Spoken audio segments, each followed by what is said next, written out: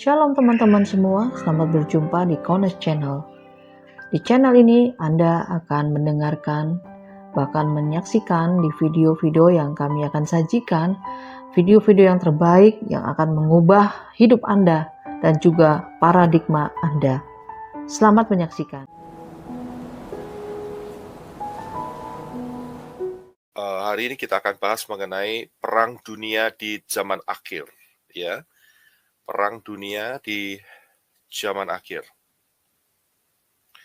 Ya, kalau kita melihat ayatnya terlebih dahulu sehingga kita mempunyai landasan fondasi, yaitu di dalam Matius 24 ayat yang ke-4 sampai yang ke-8.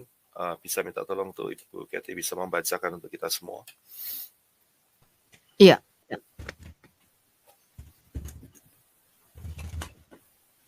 Matius 24 ayat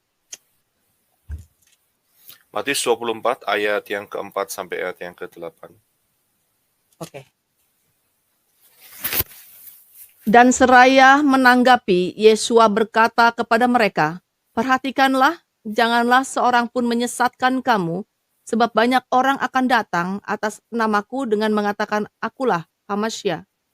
Dan mereka akan menyesatkan banyak orang, dan kamu akan segera mendengar peperangan dan berita perang. Perhatikanlah, janganlah ketakutan, karena seharusnya lah semuanya itu terjadi. Tetapi hal itu belumlah kesudahannya, karena bangsa akan bangkit melawan bangsa, dan kerajaan melawan kerajaan. Dan akan terjadi kelaparan dan wabah penyakit, dan gempa bumi di berbagai tempat. Dan semua ini merupakan awal penderitaan." Ya, terima kasih. Ya. Jadi Matius 24 ini adalah perkataan Yeshua HaMashiach. Ada banyak hal terjadi di dalam pembacaan mulai ayat yang ke-4 sampai ayat yang ke-8. Ada banyak hal yang terjadi untuk masuk di dalam zaman yang baru. Ada kelaparan, gempa bumi, dan juga ada wabah dan peperangan. Nah, salah satu yang kita lihat di sini adalah Yeshua berkata bahwa perang itu adalah menjadi salah satu agenda daripada dunia ini, ya. Jadi perang akan terjadi, bangsa akan bangkit melawan bangsa, dan kerajaan akan bangkit melawan kerajaan. Ya, kita fokus di peperangan zaman akhir ini, ya. Jadi kita tidak meluas soal peperangan Diponegoro atau peperangan melawan Belanda dan sebagainya. Kita tidak fokus di sana, ya. Itu urusannya bangsa Indonesia, setiap bangsa punya perang masing-masing. Tapi perang yang satu ini yang kita akan pelajari, yaitu perang dunia di zaman akhir yang berhubungan dengan Israel. Ya, yang berhubungan dengan Israel. Garis bawah di situ, saya tidak membahas perang-perang yang lain, tetapi perang di zaman akhir yang berhubungan dengan bangsa pilihan Bapa Yahweh, yaitu bangsa Israel. Dalam abad yang ke-20 ini, kita melihat bahwa dunia ini sudah mengalami yang namanya Perang Dunia Pertama, yaitu sekitar tahun 1914 sampai 1918, dan memakan banyak korban, kurang lebih sekitar 40 juta ya manusia. Dan bukan selesai di sana saja, ya, bukan selesai di sana saja, akan tetapi dunia juga mengalami Perang Dunia yang kedua. Ya, Perang Dunia yang kedua 1939 sampai 1945, ya. Dan hebatnya penduduk yang atau korban jiwanya itu sekitar 70 sampai 80 juta jiwa. Ya. Sekitar segitu, dan saat itu ditandai dengan satu peristiwa yang super dahsyat, yaitu dijatuhkannya dua onde-onde, yang satu di Hiroshima dan yang satu di Nagasaki. Ya, saudara tahu sendiri onde-onde macam apa itu. Ya, jadi itulah yang terjadi. Nah, setelah peristiwa-peristiwa dua perang yang besar ini, maka tidak lama kemudian bangkitlah satu movement dan menghasilkan, ini singkat cerita ya, satu kegerakan di mana Israel itu lahir kembali, yaitu pada tanggal Gregoriannya adalah 14 Mei 1948. Nah, dengan lahirnya bangsa Israel ini, maka yang namanya clock daripada atau jam daripada Bapak Yahweh itu berputar, ya, running kembali, yaitu zaman akhir.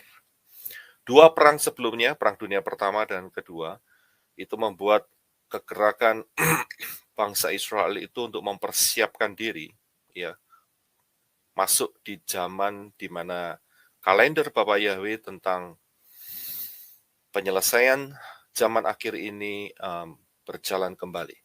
Ya, jadi sejak saudara masih ingat ya, saat Perang Dunia Kedua, terutama saat Hitler ya membantai ya bangsa Yahudi, ya sekian juta manusia binasa saat itu, termasuk negara-negara sekutu yang musuhnya seperti Soviet dan sebagainya saat itu.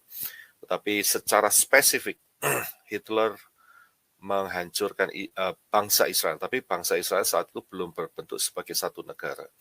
Tetapi Bapak Yahweh dengan menggunakan cara itu, maka bangkitlah negara Israel kembali ke tanah Kanaan, ya, bukan tanah Palestina, tapi tanah Kanaan, tanah perjanjian.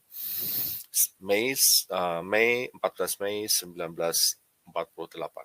Ya, dan dari situ kita bisa lihat bahwa jam daripada Bapak Yahweh itu bergerak. Nah, kita kalau kepingin tahu planning rencana Bapak Yahweh, itu kita tidak bisa lepas dari kalender Bapak Yahweh terhadap Israel. Jadi untuk orang-orang yang menolak Israel, anti dengan Israel, matanya akan tetap tertutup dan buta, ya, dengan kalender daripada Bapak Yahweh ini, yaitu mengenai zaman akhir.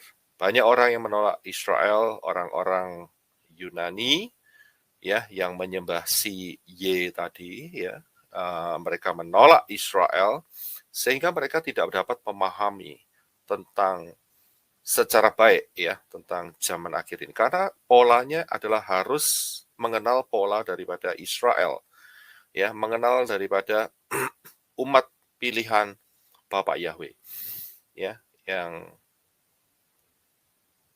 keluar dari Abraham, Ishak dan Yakub dan seterusnya. Ya, jadi jangan harap untuk orang-orang yang anti, ya, alergi dengan Israel, mereka dapat pengertian yang baik tentang zaman akhir, ya. Itu sangat tidak mungkin, dan kalau mereka berbicara, mereka hanya cocokmologi. Merekalah yang cocokmologi kalau mempelai-mempelai Yeshua HaMashiach yang mengenal akan kebenaran ini bukan cocokmologi, tetapi memang cocok. Ya, jadi karena cocok dengan kebenaran firman. Ya, jadi saudara harus paham, bagi siapa yang tidak mau kembali ke pola Israel, maka bertobatlah, itu adalah jalan yang terbaik sebelum pengangkatan terjadi. Ya, kita akan masuk yang berikutnya. Nah, perang zaman akhir ini yang kita lihat hanya perang yang berhubungan dengan Israel, karena kalendernya ada di sana, karena timingnya ada di sana, karena waktunya ada di sana. Nah, kalau kita lihat ya perang zaman akhir yang berhubungan dengan Israel, itu saya bisa lihat ada 3 perang. Ya, ada 3 perang. Nah, kita lihat slide berikutnya, yaitu yang pertama adalah perang Gog dan Magog. Yang kedua adalah perang Armageddon, dan yang ketiga adalah perang Gog Magog. Nah, ini membuat sebuah kebingungan di sini. Memangnya ada 2 kali perang Gog Magog. Nah, sehingga banyak orang berpikir ya ada kesamaan dengan perang Gog Magog yang pertama dengan Gog Magog yang kedua. Jadi membingungkan. Ya. Nah, saya akan bawa saudara sehingga saudara tidak tersesat di dalam kebingungan ini. Saya akan lihatkan satu persatu akan perang ini, ya, dan timeline-nya, ya, lini masanya, sehingga saudara bisa memahami tentang setiap perang ini.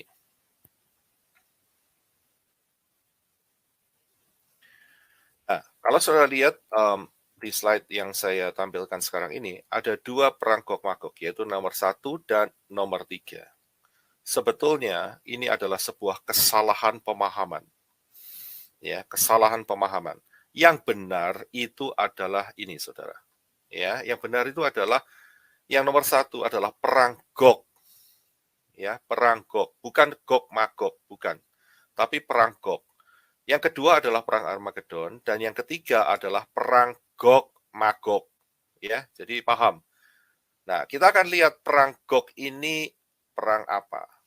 Ya, kita akan lihat, kita akan masuk perang Gog, bukan Magog ya. Nanti kalau Gog-Magog itu nanti yang nomor 3. Sekarang kita akan masuk ke dalam perang yang namanya perang Gog. Rahasia firman tentang perang Gog ini kita bisa temui di kitab Yehezkiel. Ya, kitab Yehezkiel. Ya, dan Yehezkiel hidup sekitar 600 tahun sebelum Yeshua HaMasyiah. Sebelum Masehi, sebelum Yeshua HaMasyiah. Jadi, kalau sampai hari ini itu berkisar sekitar 2.600 tahun jangkanya. Ya, sekitar ya, plus minus. Jadi, sekali lagi saya ulangi, supaya saudara paham, Yehezkiel, Nabi Yehezkiel ini hidup 600 tahun sebelum Masehi. Jadi kalau sampai hari ini, berarti 600 ditambah 2000. Ya, karena sebelum Masehi. Dan sekarang kita sesudah Masehi. Jadi ada sekitar 2.600 tahun.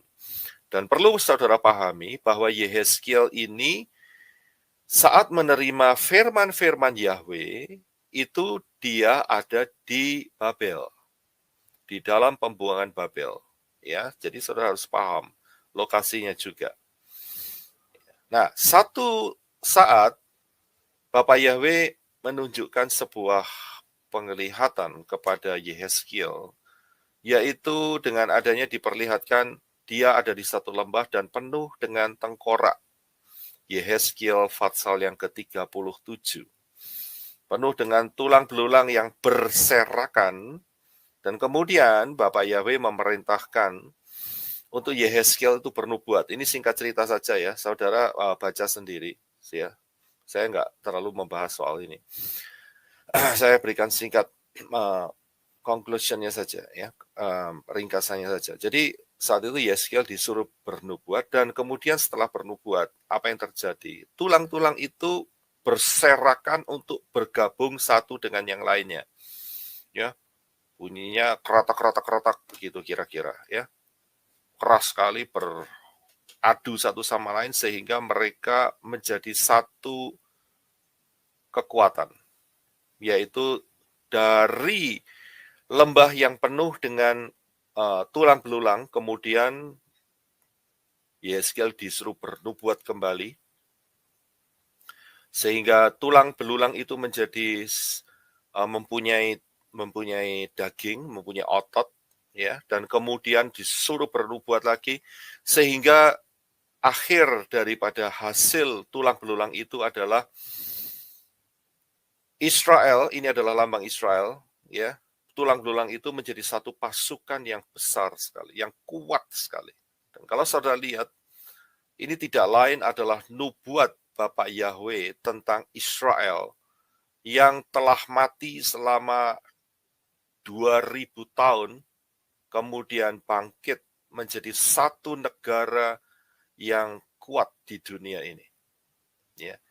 Sehingga menjadi satu pasukan, dan ini merupakan salah satu nubuatan tentang berdirinya bangsa Israel tahun 1948, yaitu Yehezkiel pasal yang ke-37 ini.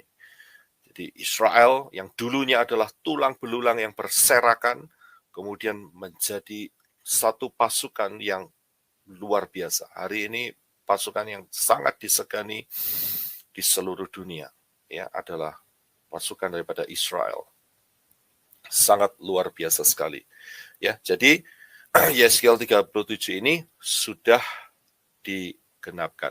Nah, setelah Fatsal 37, maka kita akan masuk di Fatsal yang berikutnya, yaitu Fatsal yang ke-38.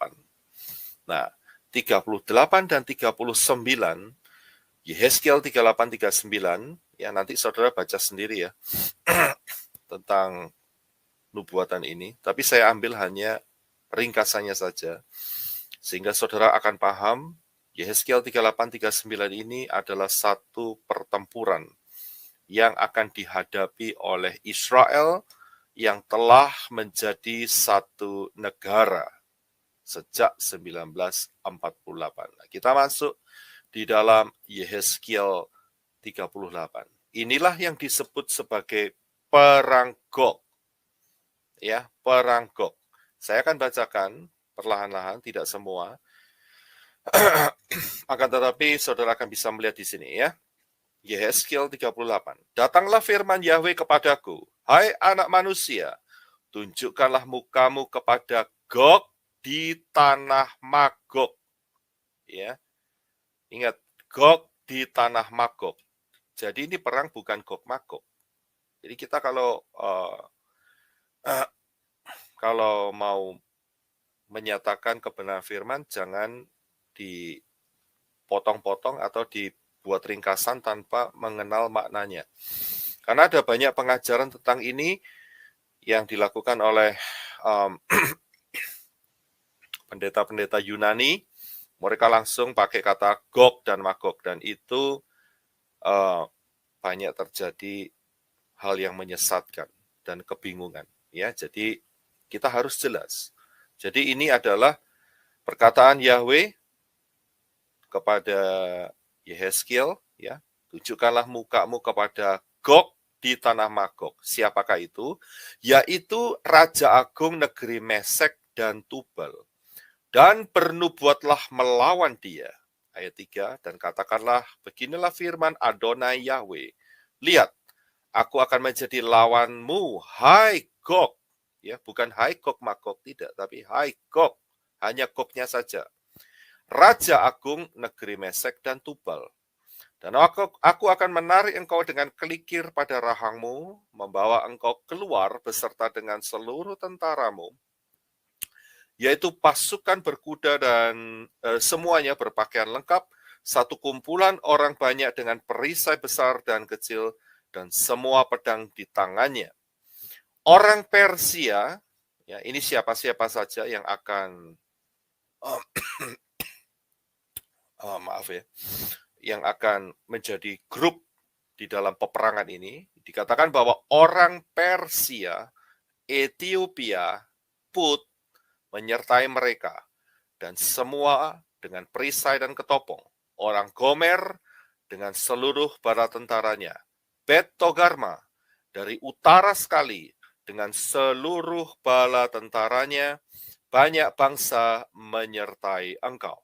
Jadi di dalam peperangan ini ada grup bangsa-bangsa yang akan menyerang Israel. Nah, sebelum masuk di situ, saya harus jelaskan bahwa apa yang dikatakan oleh Yeskiel ini, ya, sampai hari ini belum terjadi.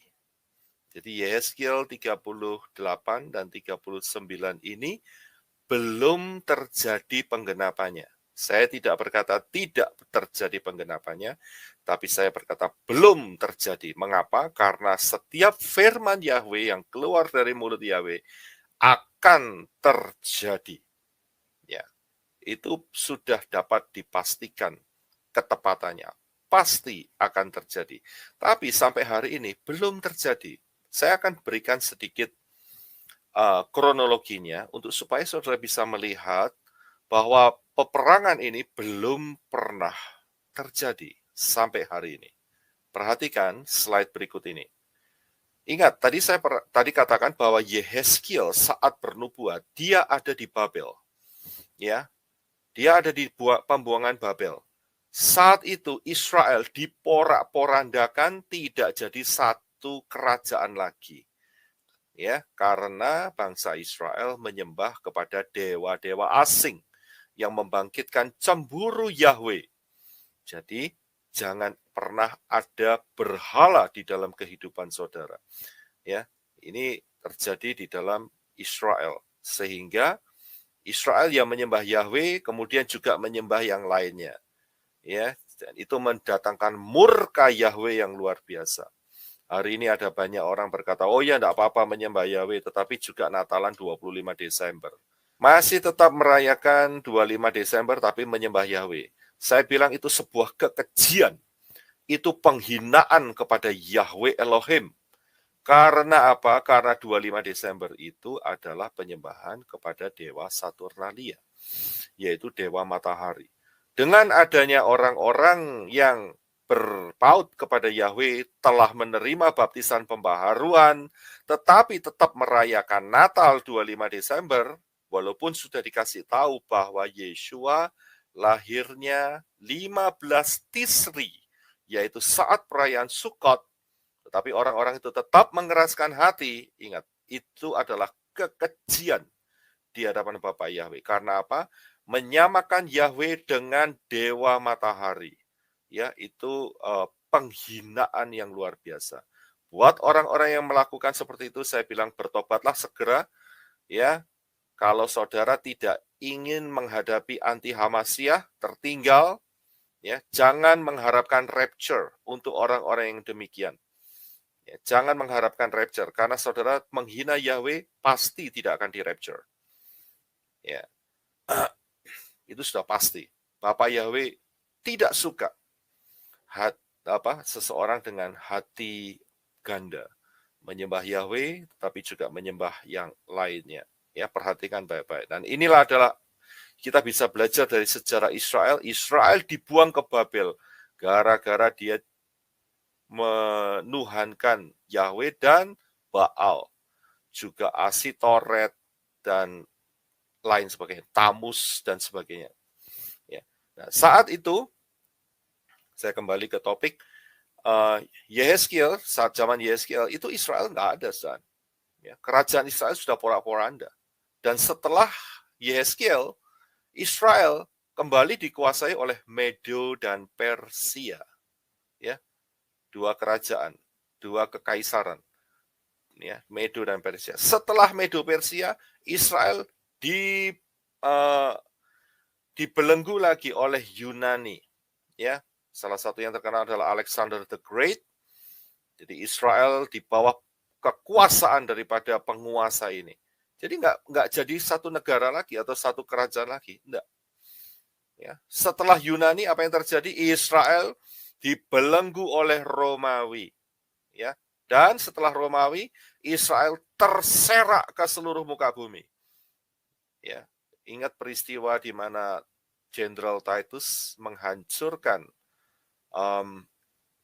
Bait Suci dan Yerusalem tahun 70 Masehi. Sejak itu Israel hilang lenyap, ya, terserak. Jadi apa yang dinubuatkan oleh Yehezkiel, yaitu Yehezkiel 38 dan 39 ini, belum pernah terjadi. Dan sampai tahun 1948, Israel baru kembali menjadi sebuah negara yang berdaulat. Ya, dari sini kita bisa simpulkan bahwa nubuat Yehezkiel 38 sampai 39 itu sejak 2600 tahun yang lalu sampai titik hari ini, yaitu tahun 2022, peristiwa apa yang diucapkan oleh Yehezkiel belum terjadi. Memang saat Israel telah menjadi satu negara, terjadi beberapa peperangan, ya, yang kita bisa lihat di sini, yaitu perang 6 hari. Ini tidak melibatkan semua yang dideskripsikan oleh Yehezkiel 38 yang kita baca tadi, tidak. Hanya Mesir, Irak, dan sedikit Jordan dan Syria kalau tidak salah. Sekitar beberapa negara saja Islam di sekitarnya, tetapi tidak menyeluruh seperti yang telah dideskripsikan di dalam Yehezkiel 38 tadi. Ada Persia, ada Put, ada Ethiopia, ya. 6 hari perang tahun 1967 tidak melibatkan bangsa-bangsa yang tercatat di dalam Yehezkiel 38 lagi. Juga di dalam perang Yom Kippur, ya, tahun 1973. Ya. Dalam perang ini pun juga tidak melibatkan seperti yang dideskripsikan oleh Yehezkiel 38. Jadi kita bisa memastikan bahwa apa yang dikatakan Yehezkiel 38-39 ini sampai hari ini belum pernah terjadi. Bahkan saya ingin tambahkan di sini, ya, kita harus tahu bahwa yang namanya Iran itu adalah Persia, atau saya balik dulu supaya saudara nggak bingung. Tadi kita kan baca di dalam Yehezkiel 38 ada kata Persia. Persia itu adalah Iran saat ini, negara Iran. Dan negara Iran itu sangat bersahabat dengan Israel. Walaupun saat itu Iran dikuasai oleh Islam, tetapi masih di dalam penguasaan Syah namanya. Ya, ini kayak kaisar begitulah kira-kira, yang turun-temurun raja, ya. Ya, Syah namanya, Syah Iran. Yang terakhir Syah Iran adalah Muhammad Reza Pahlavi, ya. Kita lihat dari namanya saja memang nama Islam.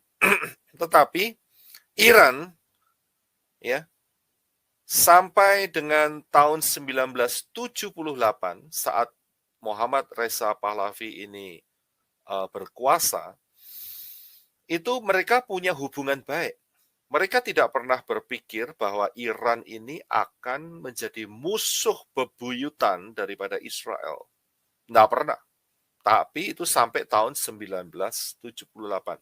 Dan sejak tahun 1978 terjadi sebuah shifting atau sebuah perubahan yang luar biasa, di mana terjadi revolusi di Persia, di Iran, yang terjadi selama 1 tahun, yaitu tahun 1978 sampai 1979.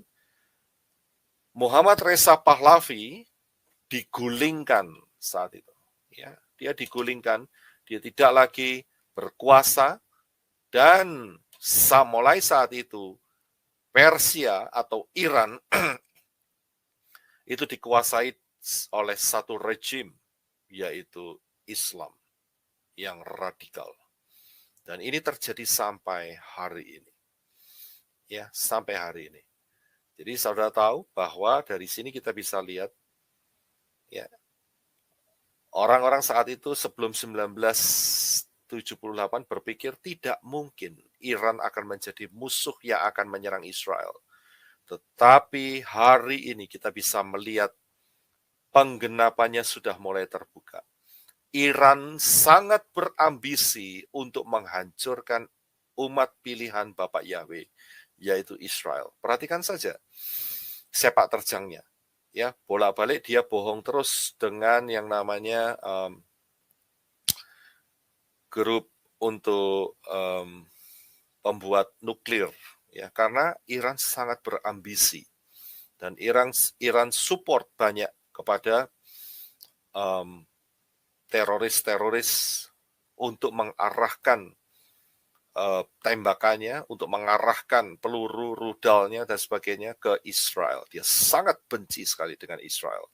Dan hari ini kita bisa mulai mencium bahwa Iran yang dinubuatkan oleh Yehezkiel 2600 tahun yang lalu mulai masuk di dalam penggenapannya. Kalau kita lihat berikutnya adalah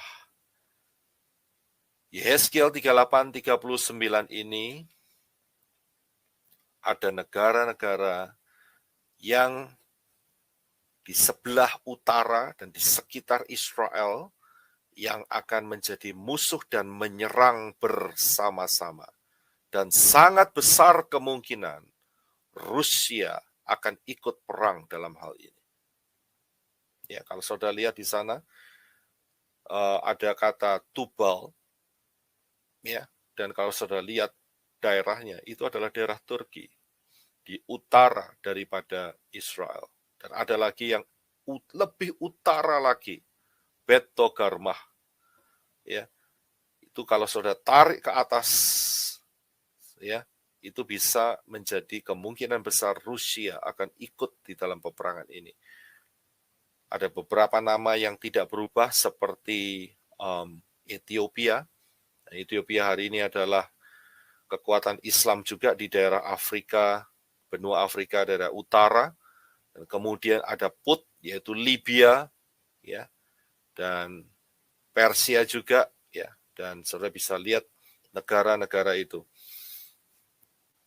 yang bergabung di dalam satu koalisi untuk menyerang Israel di dalam penggenapan daripada Yehezkiel 38 dan 39. Cukup unik juga bahwa ada bangsa-bangsa yang tidak ikut di dalam peperangan ini.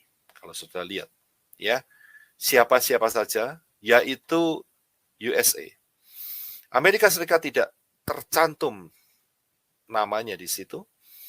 Juga tidak tercantum kekuatan daripada Uni Eropa, kemudian Arab Saudi yang juga adalah Islam, termasuk Dubai dan sekitarnya, dan kemudian yang dari timur adalah China. Ya, tidak termasuk, ya, di dalam pertempuran ini. Jadi seperti Yordania, ya, Amon, dulunya Amon, kemudian Saudi Arabia, Sheba dan Dedan, ya, itu tidak termasuk di dalam pertempuran ini. Dan kalau sudah melihat pasal 39, siapa yang menolong Israel saat itu? Yang menolong Israel hanya tangan Bapak Yahweh. Israel tidak dibantu oleh siapapun untuk memenangkan pertempuran itu, hanya Bapak Yahweh saja yang memberikan pertolongan di dalam perang Gog ini. Dan tertulis di dalam Yehezkiel 39, dikatakan bahwa ada satu kalimat, orang-orang yang mati di dalam perang itu, ya, itu tanahnya akan najis selama 7 bulan. Dari sini ada indikator bahwa kekuatan nuklir akan digunakan di sini. Dan Israel betul-betul menghabisi koalisi bangsa-bangsa itu. Inilah perang Gog. Ya, jadi sangat besar kemungkinan akan dipakai nuklir. Nah, kalau saudara tahu, kalau nuklir itu sampai dipakai, itu berarti salah satu tanda keruntuhan dunia juga, ya, terutama dunia ekonomi. Ya, karena satu senjata ini luar biasa impact-nya, ya, sangat-sangat dahsyat. Ada indikasi di dalam Yehezkiel 39 nuklir akan dipakai. Mungkin saudara akan bertanya, di manakah Amerika? Ya, saya hanya bilang kemungkinan besar ada sesuatu yang dahsyat sehingga Amerika pun dan Eropa pun goyang. Kalau saudara lihat akhir-akhir ini dengan perkembangan perang Rusia dan Ukraina yang sengaja oleh Rusia diperpanjang, ya, diperpanjang, dan kemudian Rusia sudah menggalang kekuatan dengan China dan beberapa negara Afrika, ya, dan perdagangan mereka tidak menggunakan US dollar lagi, tetapi mereka menggunakan ruble. Sehingga apa yang terjadi? US dollar akan membanjiri dan tidak akan efektif lagi sebagai alat tukar yang baik, karena akan masuk satu masa, yaitu masa inflasi yang sangat besar. Ya, itu soal ekonomi.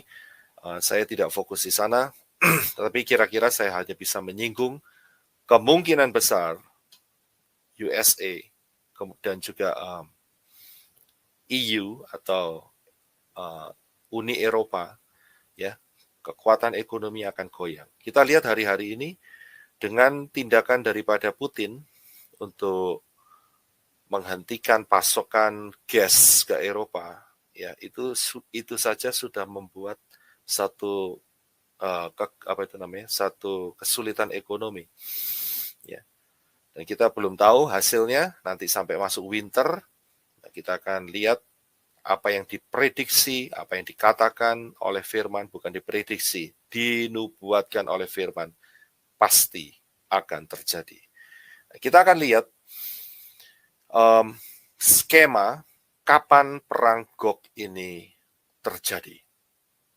Ya, saya berikan skemanya. Perang Gog ini terjadi yaitu sebelum masa kesusahan besar 666. Ya, itu tepatnya. Nah, kita hari ini sudah masuk di cycle yang baru daripada Shemitah, ya, 7 tahun cycle yang baru. Dan kalau kita lihat, ya, dengan perhitungan pola, ya, yang Bapak Yahweh berikan mengenai 2030 atau lebih tepatnya 2029-2030, maka kita bisa melihat bahwa kita sedang memasuki cycle yang terakhir 7 tahun ini. Dan ini akan terjadi di dalam 3,5 tahun ini. Ya, sebelum masuk ke dalam dunia ini, ya, sebelum dunia ini masuk ke dalam anti-Hamasyah, yaitu yang usianya juga tidak lama, hanya 3,5 tahun. Saudara bisa lihat, saya beri tulisan merah, perang Gog itu terjadi di 3,5 cycle Shemitah yang pertama. Jadi dengan adanya apa yang terjadi di tengah-tengah kita sekarang ini, kita perlu waspada, saudara. Ya, kita perlu berjaga-jaga. Ya. Saat perang ini terjadi, ini adalah salah satu tanda yang sangat mendekati sekali. Ya, yang kita akan melihat bahwa ini akan merupakan satu penggenapan yang sudah tertulis 2.600 tahun yang lalu. Ya, dan kalau ini digenapi, maka tidak lama lagi akan terjadi pengangkatan. Ya, kita sudah masuk di cycle ini.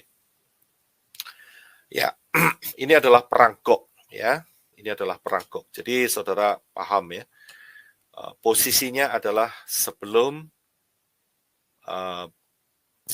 penguasa 666 anti-Hamasyah itu berkuasa.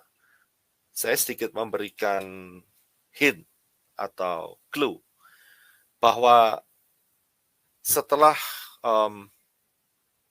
Yehezkiel 38 dan 39, kalau saudara lihat Yehezkiel 40, itu adalah pembangunan bait suci, saudara. Ya, pembangunan bait suci.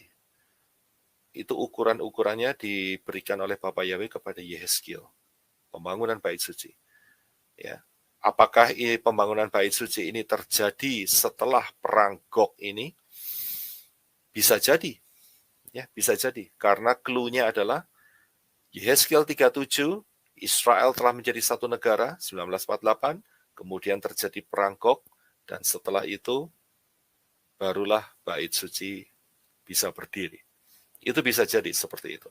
Ya, ya, kita akan lompat ke topik yang berikutnya. Setelah perang Gog, yang kedua adalah perang Harmagedon.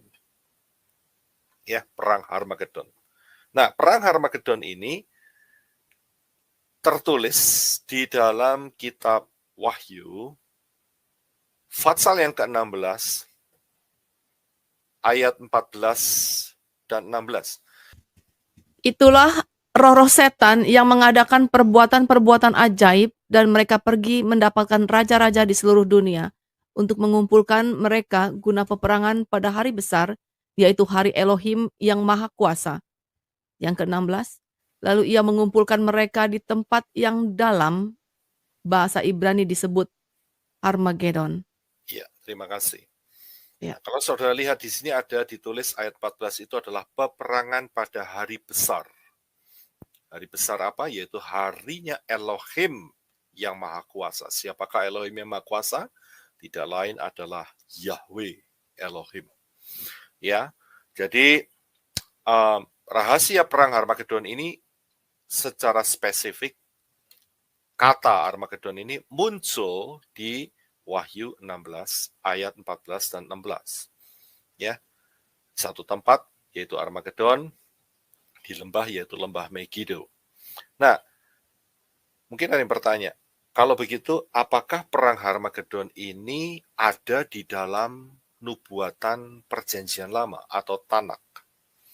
Ya, saya akan coba bukakan beberapa ayat sehingga saudara paham bahwa perang Armageddon ini ada di dalam perjanjian lama, ada di dalam Tanak. Memang secara spesifik tidak ditulis Armageddon, tetapi kalau saudara lihat, ya, perikopnya setiap ayat yang akan kita baca di sini itu mengenai peperangan hari Elohim yang Maha Kuasa. Ya, nah, saya akan bukakan. Yang pertama ada di dalam Yesaya 24 ayat 21. Ya, Yesaya 24 ayat 21 dikatakan demikian. Maka pada hari itu Yahweh akan menghukum tentara langit di langit dan raja-raja di bumi di atas bumi. Ya. Ingat ya, ini saya hanya potong ayat, tetapi kalau saudara, saya kasih PR aja lebih baik. Saudara baca satu fatsal, ya. Satu fatsal daripada misalnya Yesaya 24, saudara baca seluruhnya. Dan saudara akan temukan ayat ini adalah ayat yang berhubungan dengan Armageddon, di mana Yahweh akan menghukum raja-raja bumi. Ya, dia akan menghukum tentara langit. Siapa tentara langit? Hillel ben Zakar. Ya, malaikat yang jatuh itu akan dibelenggu setelah itu selama 1000 tahun. Untuk raja-raja di bumi, siapa itu? Yaitu 666. Pemerintahan 666 di muka bumi ini akan dihukum. Ini adalah peperangan. Kemudian, Zakaria 14 ayat yang ketiga. Dikatakan demikian, kemudian Yahweh akan maju berperang melawan bangsa-bangsa itu seperti ia berperang pada hari pertempuran. Perhatikan kata berperang. Yahweh perang dengan bangsa-bangsa itu. Lihat saja seluruh perikopnya, saudara akan kelihatan bahwa ini bercerita merujuk kepada perang Armageddon. Ya, Zakaria 14 ayat yang ketiga. Jadi peperangan Armageddon ini ada dan bakal terjadi. Sekarang belum, saudara. Yesaya 16 ayat yang keempat. Biarlah orang-orang yang terbuang dari Moab menumpang padamu. Jadilah tempat persembunyian baginya terhadap si pembinasa. Siapa si pembinasa? 666. Terbuang berlindung kepada Moab. Di manakah yang dikatakan dimaksud Moab adalah Petra, ya, Selah, Petra, gunung batu, rock. Kemudian dikatakan apabila penggagahan sudah berakhir, pembinasaan sudah lewat, dan orang-orang lain sudah habis lenyap di negeri. Perhatikan kata sudah berakhir, sudah lewat, dan sudah habis lenyap. Bagaimana orang-orang lalim akan dilenyapkan? Hanya ada satu cara, dengan sebuah pertempuran yang dahsyat, yaitu Yahweh Elohim akan berperang melawan orang-orang lalim dan pembinasa keji ini. Inilah perang Armageddon. Daniel 2 ayat 44. Tetapi pada zaman raja-raja, Elohim semesta langit akan mendirikan satu kerajaan yang tidak akan binasa sampai selama-lamanya, yaitu kerajaan Yeshua HaMashiach, dan kekuasaan tidak akan beralih lagi kepada bangsa-bangsa lain. Kerajaan itu akan meremukkan segala kerajaan dan menghabisinya. Tetapi kerajaan itu sendiri akan tetap untuk selama-lamanya. Jadi kerajaan Yeshua HaMashiach, di mana Yeshua HaMashiach akan turun ke bumi.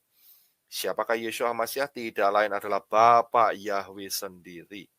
Ya, dan akan menghabisi bangsa-bangsa. Yang dihabisi bangsa yang terakhir.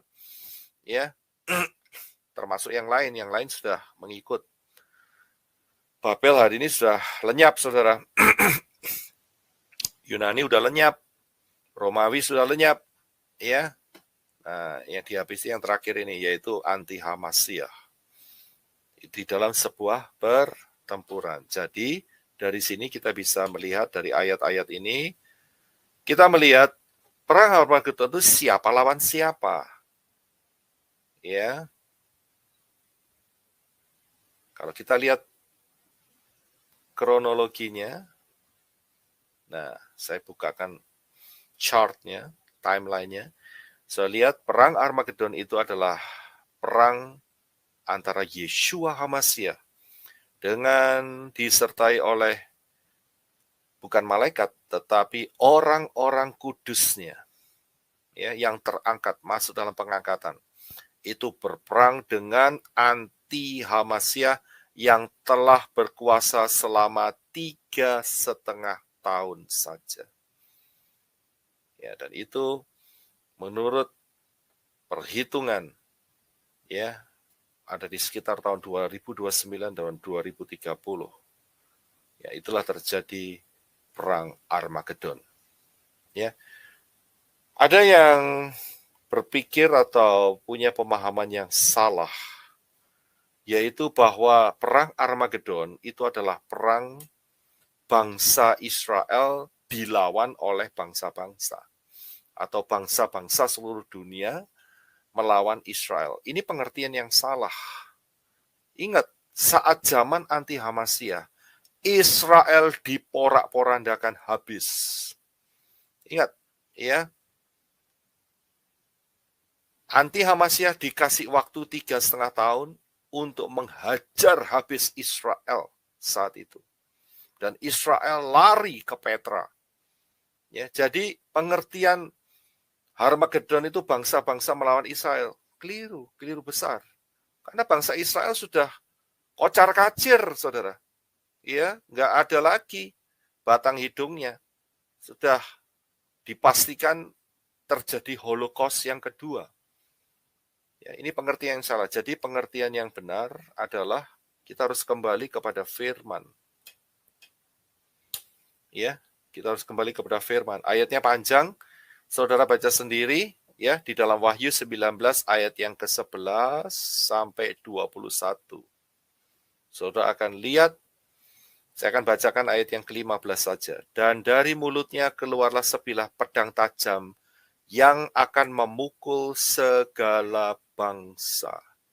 Jadi, dari mulut Yeshua HaMashiach keluar pedang yang akan membinasakan bangsa-bangsa. Ya, jadi bukan pengertiannya itu bangsa-bangsa melawan Israel. Tidak. Bukan. Ya, bukan seperti itu. Akan tetapi yang benar adalah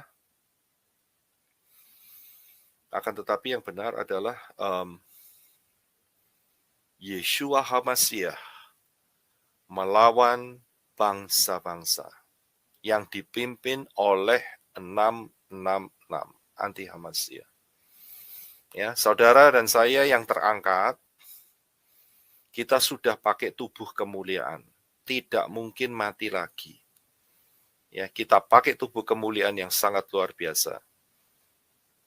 Ya, tidak ada senjata yang bisa mematiin kita. Kita sudah lewat kubur. Dalam arti kita sudah terangkat, kita sudah melewati tubuh jasmaniah, tubuh alamiah jasmaniah ini. Dan kita sudah dikasih tubuh kemuliaan yang luar biasa. Sangat-sangat luar biasa. Seperti tubuh Yeshua HaMashiach setelah kebangkitan. Dahsyat sekali. Ya, dan inilah yang disebut perang Armageddon. Jadi saudara nggak salah lagi. Jangan ketipu dengan pengajaran-pengajaran Yunani yang mengatakan bahwa perang Armageddon adalah perang bangsa-bangsa melawan Israel. Itu salah total. Ya, salah total. Kembalilah ke firman, maka saudara akan menemukan kebenarannya. Yang berikut adalah perang Gog-Magog, ini yang ketiga, ya. Jadi yang tadi adalah perang Gog dan sekarang adalah Gog dan Magog. Nah, perang Gog-Magog ini ada di Wahyu pasal ke-20. Ini tidak saya tulis ya. Wahyu 20 ayat 7 dan 8. Ya, kurang tulisan 20. Ayat 20, Fatsal 20 ayat 7 dan 8. Saya akan bacakan. Dan setelah masa 1000 tahun itu berakhir, Satan akan dilepas dari penjaranya. Dia akan pergi menyesatkan bangsa-bangsa kepada keempat penjuru bumi, yaitu Gog dan Magog. Nah, ini baru benar yang Gog dan Magog. Ya, dan mengumpulkan mereka untuk berperang, dan jumlah mereka sama dengan banyaknya pasir di laut. Dari sini kita bisa lihat dua ayat ini, bahwa kejadiannya ini pada akhir dari kerajaan 1000 tahun. Jelas dikatakan. Dan setelah masa 1000 tahun itu berakhir, Satan dilepas. Ingat ya, selama 1000 tahun itu nggak ada Satan, nggak ada Hillel ben Zakar. Ya, dilepas dari penjaranya. Kemudian setelah dilepas, dia menyesatkan. Biasa kan? Itu kan sudah nature-nya si Satan, yaitu penyesat. Ya, nature-nya si Satan. Hari-hari ini banyak orang yang menentang nama Yahweh, ya, yang memberikan pengajaran-pengajaran, dikatakan bahwa Yahweh itu berhala, Yahweh itu begini, begitu. Tujuannya menyesatkan, yaitu mereka adalah corongnya atau loudspeaker-nya si Satan, karena membawa berita penyesatan. Ya, orang-orang tersebut jangan harap masuk pengangkatan, jangan harap. Ya, kalau tidak bertobat. Ya, jadi kembali lagi ke topik, perang Gog Magog adalah perang di akhir kerajaan 1000 tahun, karena bangsa-bangsa disesatkan oleh Satan. Ya, disesatkan oleh Satan. Mereka berkumpul untuk memerangi Yerusalem, di mana Yeshua HaMasyiah yang telah berkuasa selama 1000 tahun. Sebagai hasilnya adalah api turun dari langit, membinasakan semua orang yang disesatkan oleh Satan. Ya, lihat api turun dari langit. Nah, saya akan berikan supaya diagramnya sehingga saudara lihat dengan jelas. Perhatikan di sebelah kanan, yaitu ada tulisan 3029 atau sorry, itu bukan 2030, sorry. Ya, itu seharusnya 3030. Maafkan saya. Ya. Saya nggak ngecek lagi di situ, sorry. Ya, seharusnya 3029 atau 3030, ya. Yaitu perang Gog dan Magog. Setelah Satan dilepas dan terjadilah perang Gog Magog, di mana Yahweh menurunkan api dari langit, dan disitulah selesai, yaitu kiamat. Nah, saudara perhatikan, selama 1000 tahun, diberi kondisi yang sangat luar biasa, blessing yang ajaib oleh Yahweh. Ya, Yeshua HaMasyiah bisa dilihat langsung dengan kasat mata. Kemudian di tengah-tengah komunitas kerajaan 1000 tahun ada orang-orang bukan orang sempurna, orang-orang dengan tubuh kemuliaan, resurrection, tubuh kemuliaan. Ya, resurrection body, tubuh kemuliaan seperti Yeshua HaMasyiah.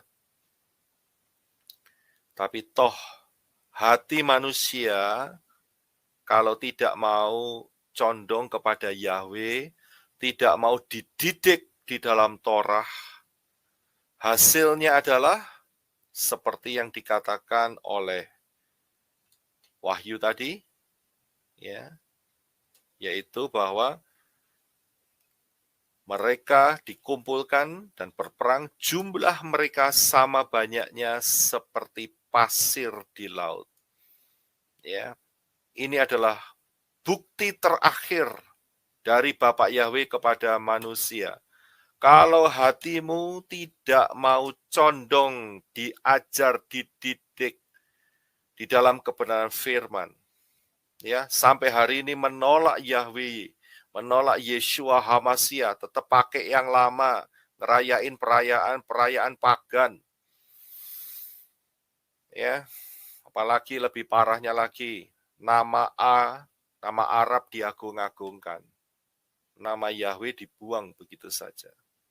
Padahal sudah dikasih pengertian. Hati-hati, tetapi mengharapkan masuk Samayim, mengharapkan ikut pengangkatan. Saya bilang, orang-orang tersebut akan gigit jari, gigit tangan, gigit kaki, ya, karena tertinggal saat rapture. Karena telah menghina sang pemilik Syamayim, yaitu Yahweh itu sendiri. Ya, menghina Yahweh, kepingin masuk Samayimnya Yahweh. Nggak masuk akal. Ya, terlalu 8360 dan 8390. Bego banget begitu loh. Ya, coba mikir gitu loh. Ya, sudah jelas-jelas namanya Yahweh masih ditentang habis-habisan. Tapi kepingin masuk Samayim, ya, miliknya Yahweh. Nggak masuk akal. Ya, sangat bertolak belakang. Jadi, inilah perang Gog dan Magog. Kita sudah belajar, ingat semuanya berhubungan dengan Israel. Baik perang Gog, perang Armageddon, dan perang Gog dan Magog. Ya, inilah akhir daripada 7.000 tahun penggenapan manusia yang diberi kesempatan 7.000 tahun. Ya, dan saudara bisa melihat, mempelajari di dalam pengajaran yang sebelumnya yang saya sampaikan, yaitu di dalam kerajaan 1000 tahun. Ya, kerajaan 1000 tahun. Itu juga sangat luar biasa sekali. Ya, semuanya mempunyai dasar firman, sehingga saudara punya pengertian yang jelas. Ya, dan saya tidak perpanjang, inilah perang yang berhubungan, perang zaman akhir yang akan berhubungan dengan Israel. Waspadalah, kita masuk di dalam cycle yang baru, cycle Shemitah, di mana kedatangan Yeshua HaMashiach melalui pengangkatan untuk kita semua sudah tidak lama lagi. Bapa Yahweh, Bashem Adonai Yeshua HaMashiach memberkati kita semua. Haleluya.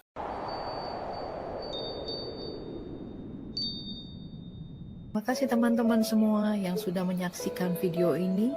Sukses besar untuk kita semua. Bapa Yahweh memberkati. Haleluya. Amin.